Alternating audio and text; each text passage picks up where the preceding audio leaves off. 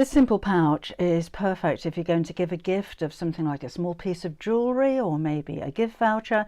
It's made from a 7-inch square, but you could make this bigger, make it smaller, as long as you're using a square of fabric.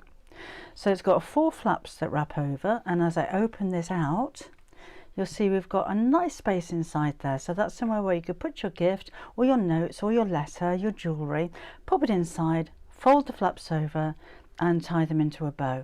And of course this is something that's reusable, so it's a gift wrap that can be used again and again and again, but it can make a gift just that little bit more special, and it's very, very easy to make.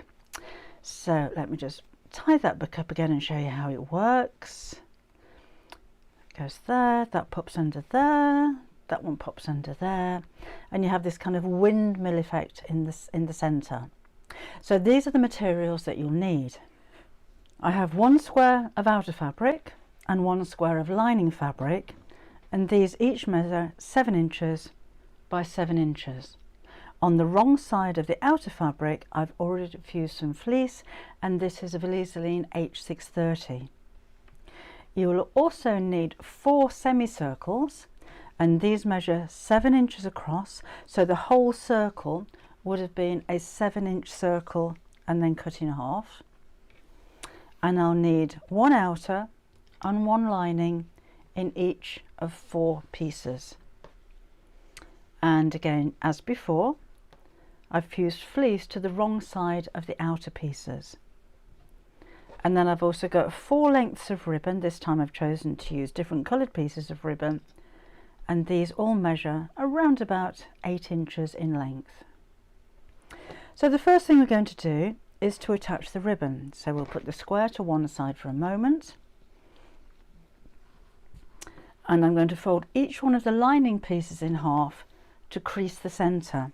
And I'm just using the lining pieces because it's easier to see the crease than it is on the outer piece that has the fleece attached to it.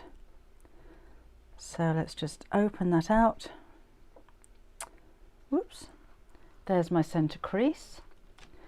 I'm going to use a glue pen or glue stick to just pop a little bit of glue on the end there, and then my ribbon is going to go over the glue facing downwards,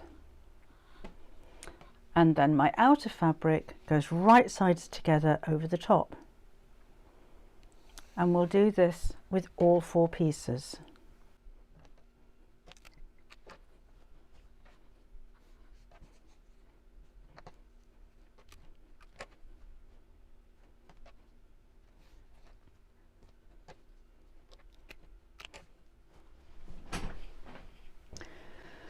And then we're just going to sew around the top of each one of the pieces.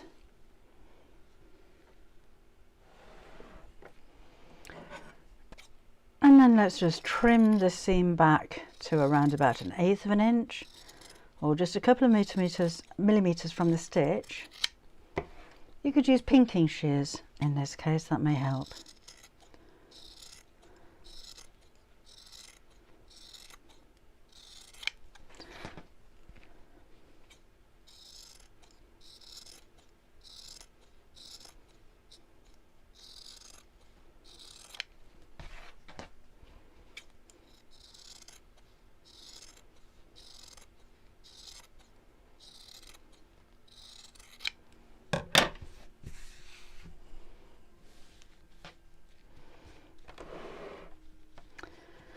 And let's turn these all the right side out.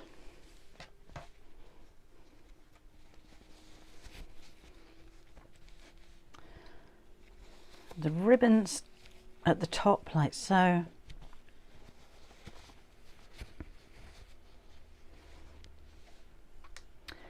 And then we'll iron those. Then let's take our main square with the fleece on the wrong side, and we're going to place these pieces right sides together, right in the centre, so you should have 1/4 of an inch gap at each side. So I'll put a few pins in there to hold that in place.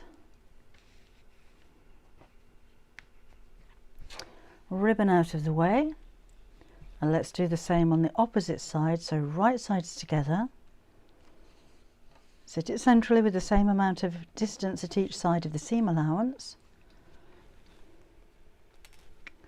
and pop in a couple of pins, and then we'll sew along each side with the ribbons out of the way,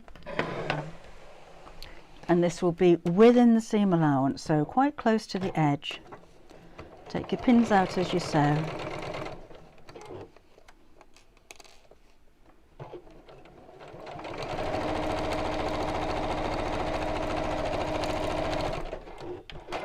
And let's turn it over, ribbons out of the way, and do the same on the opposite side. And again, quite close to the edge. You could use a longer stitch on this section if you wanted to, right up to the end.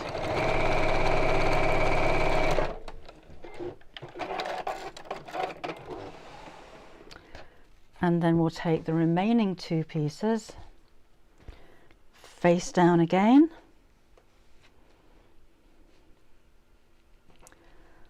the gap at the side of 1/4 of an inch, and the edges of these two pieces should now meet. So it'd be nice if they met exactly without overlapping, but don't worry too much if it doesn't work out precisely.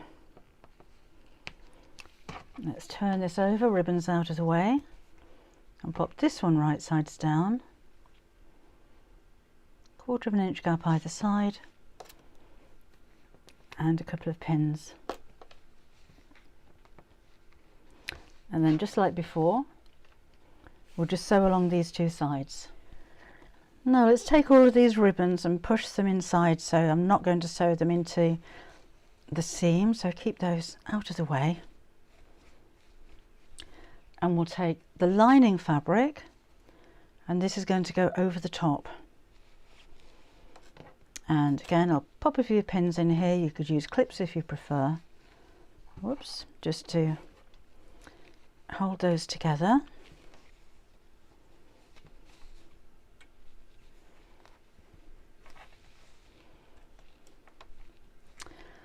And then we're going to sew all the way around the edge, leaving a turning gap in one side of around about 2–2.5 inches, just so I can turn this the right side out.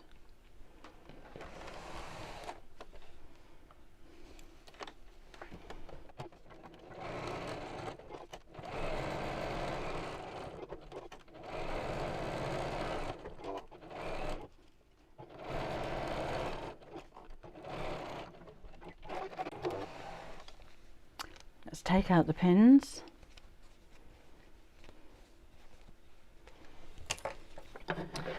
And then I'm just going to snip across the corners to reduce the bulk before we turn it through.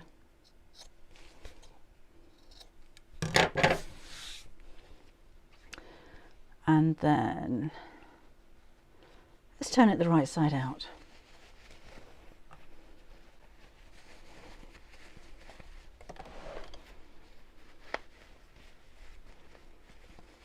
See where the turning gap is here. So I'm just going to sew that closed by hand, and I'm just going to use a tiny over edge stitch to do that. You could use a ladder stitch if you prefer, but this is right on the seam on the inside of the pouch, so you're really not going to see it. So I'm not taking the stitches all the way through to the outside of the bag. I'm just catching the fabric and the fleece behind there, and just sew across there to close it.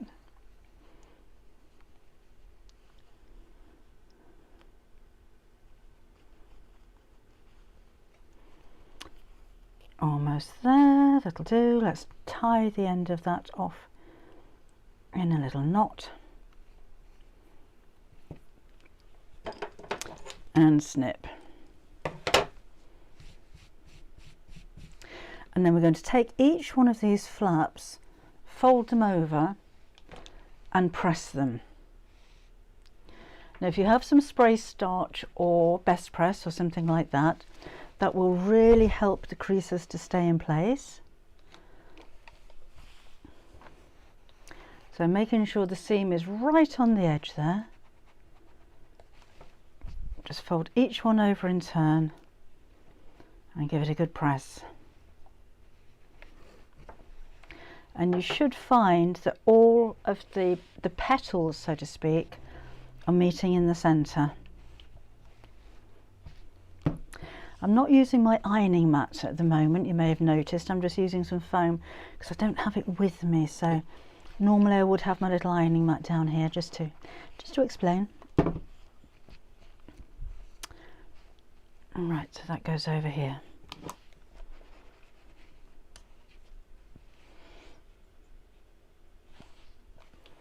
Okay, so you've got all of these pieces meeting in the centre. What we're going to do now is flip this over to the right side. Take my makeshift ironing pad again, and we're going to fold back one side of each of the petal shapes from the corner to the ribbon and press. Now this is up to you. You could put a few hand stitches here and just sew that by hand. I'm just going to glue it. This isn't something that's ever going to go into a washing machine, so I don't think it matters that we've got a little bit of glue on there, but if you prefer to hand sew it, or you could machine sew if you prefer, but basically we just need to hold that piece back. So I'm going to put some HT2 glue on there, fold it over, and just while it dries, pop a couple of fabric clips on there to hold it in place. And do the same with the second side. So we're going to fold over the same side from the corner to the ribbon and press.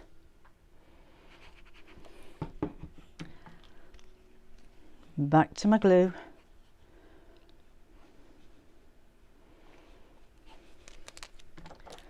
Fold it over and clip.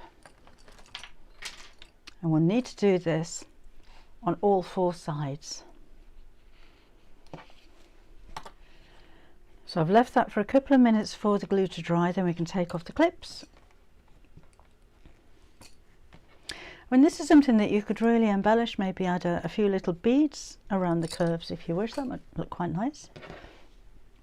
And then to fasten it, we fold two to the centre and tie in a bow. Your ribbons may need trimming down a little bit, but we can do that when we're finished. So just tie that in a bow here. And again, let's trim that back a little bit. And then fold the second two sides over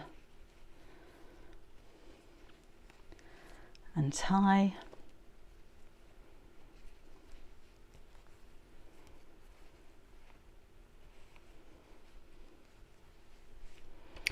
Trim your ribbon down if necessary, and then we can just take the edge of the flap, fold that under, and there's my cartwheel shape in the centre.